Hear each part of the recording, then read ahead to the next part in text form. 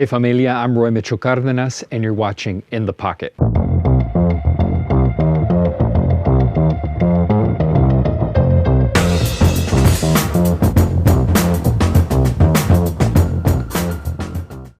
Today we're going to be looking at Reset, one of MUTEMATH's earliest tracks and one of my favorite bass lines from MUTEMATH. I didn't record this song, I didn't write the bass line. I was just able to play it live a lot and had the pleasure of playing it live a lot. It's one of my favorite lines. It reminds me of so many great hip-hop bass lines, and it was a real challenge actually to translate this from the programmed version, which Darren created, to the bass. So Darren told me that he created this track using his ASR-10 keyboard.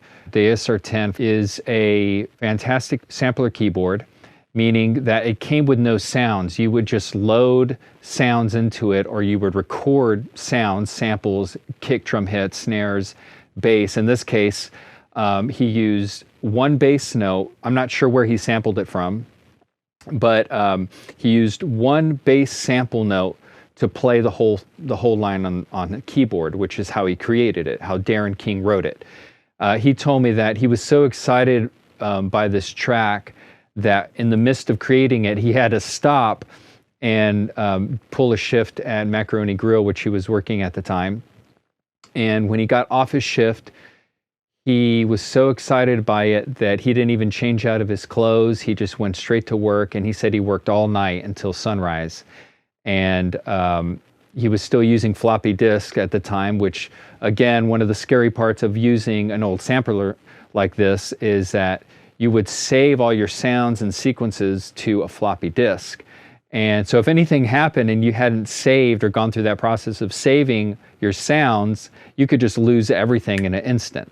Unlike today with computers and autosave and all these different ways that make production so much easier, the ASR-10 and a lot of samplers from that era were like that. It was a very difficult, arduous, tedious process to sample things and save them and organize them and create tracks with them. But it was well worth it, and a lot of people still use the ASR-10 today because it's such an amazing sounding sampler. You know, even some of the later MUTEMATH stuff, we used ASR-10 in conjunction with other computer stuff. One of the first persons I knew with the ASR-10 was Paul. He was using it even before the Earthsuit days to create hip-hop music and electronic music.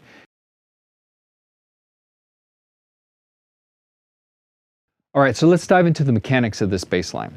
One of the main motifs is the 1-5-8 idea, or the root, the fifth, and the octave, the 8, the 1-5-8. And for those of you that don't really understand that, the 1-5-8, what I mean is that in a scale, if you look at a scale, and most scales have 8 tones, right? Or really 7 tones, and then it starts again at the 8th. Starts over at the 8th, the octave. So for example, a major scale, C major, you have C, D, E, F, G, A, B, and then you're back at C, or Do, Re, Mi, Fa, Sol, La, Ti, Do, right? So those scale degrees also can be referred to as numbers, 1, 2, 3, 4, 5, 6, 7, 8. So one of the big influences on this song, and really on MUTEMATH in general, was DJ Shadow. And I'm curious, for those of you that know DJ Shadow, or just want this challenge, please type for me in the comments below if you know what the track is that influences. What's the main track that influenced Reset? So one of the exercises I would do to develop this idea of playing 1-5-8 is play that motif up and down the neck, just to kind of feel what it was like. And I would do different rhythms in that. I would do quarters, eighth notes, triplets, and just kind of get a feel, because I found myself using this motif a lot, and just kind of varying the different ways that you can play this really gave a nice groove and option in creating and writing bass lines. So I'm going to do this exercise at 85 BPM. 85 BPM is also the BPM for reset.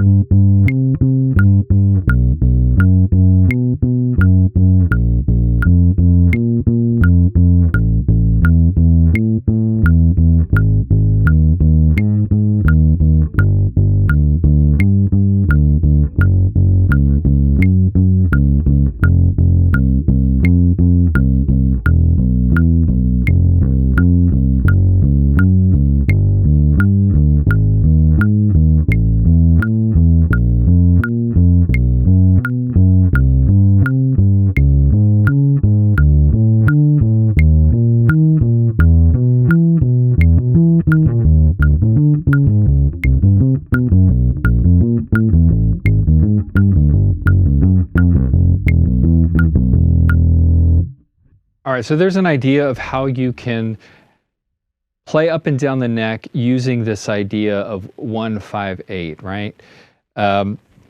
It's a good exercise to kind of get you familiar with what it feels like to play that motif over the fretboard. So reset uses this motif kind of as the center point of this bass line, right?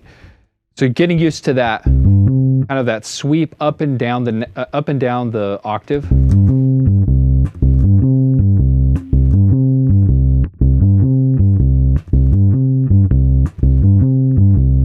You gotta have that kind of down before you play this line. One of the songs that comes to mind that has this motif that I really love and was a big influence on me is a song by Tribe Called Quest called Excursions. It goes something like this, I think.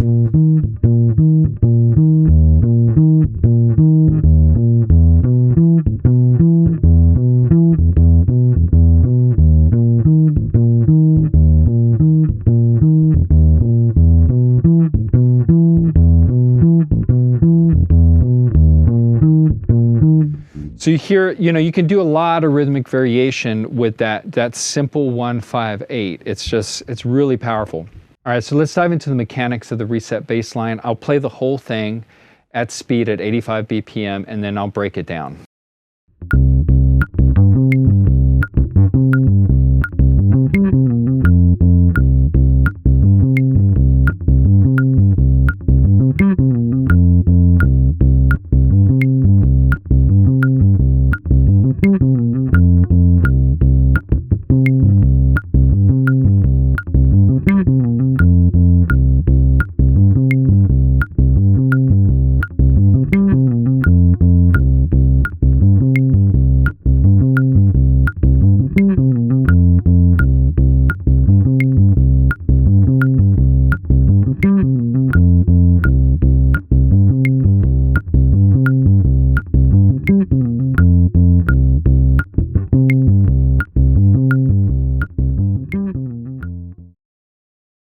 Okay, so the bass line starts with a 1-5-8 on C.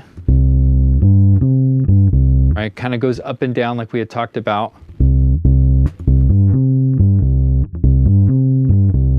And then the next part following that is probably the trickiest part because you're jumping to a high G on the 12, right, of the G string. So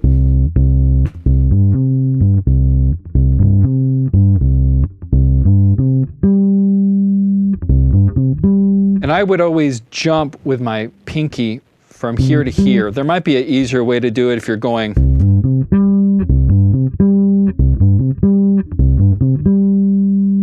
always jump with the pinky because coming back down, the next note that follows is the 10th on the D, that C note. And then a slide down to the B flat, to the 8th on the D,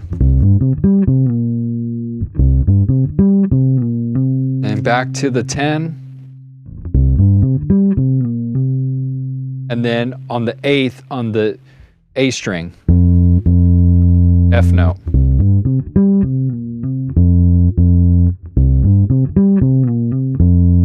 Here it is slow.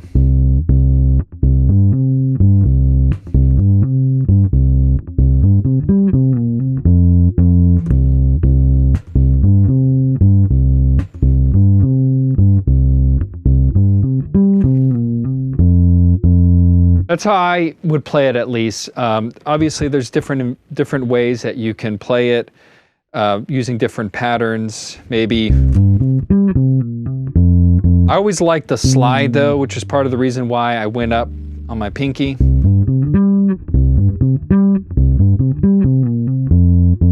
Could be tricky hitting that G. The other thing that I would do was kind of get this backbeat to kind of feel where the groove, where the pocket sat, which I think is a point that is missed a lot in bass playing. A lot of bass players are always looking at the kick drum of a drummer to kind of follow what the groove is, what the kick drum's doing, which I think is important. But really, I think what gives the pocket of a groove is where that 2 and 4 sit and how you're playing around it.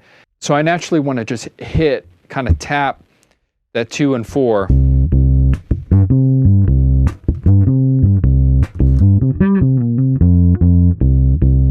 Right there. And then I also variate, and this was my interpretation of the program part. Sometimes I would mute going up. I would ghost note.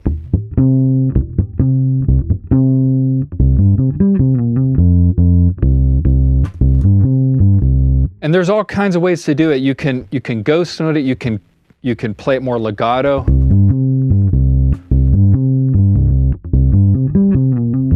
Where everything's more connected. I tend to kind of mute and ghost note more things when I'm playing, especially this kind of groove. It just felt better to me as we were playing live. So here it is again.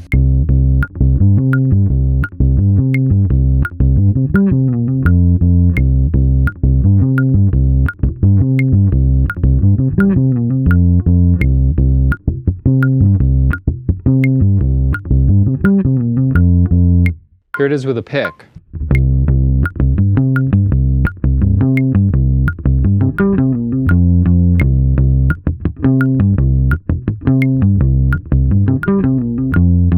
Definitely a different sound with the pick. Sometimes I would play it live just to variate it. Kind of a Carol Kay kind of thing.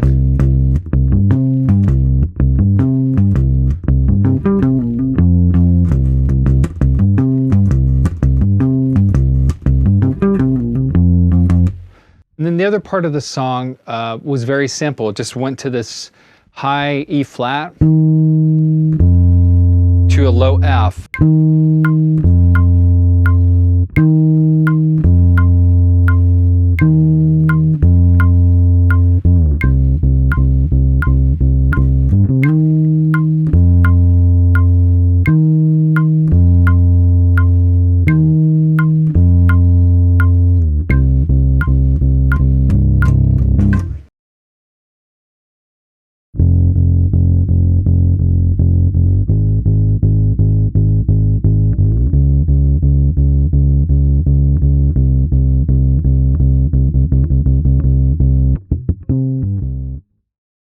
So thank you so much for watching this video. Please like this video if you found something useful in it or learned something, or want to make a comment, please do. Also, please subscribe to my channel. It really helps me out a lot.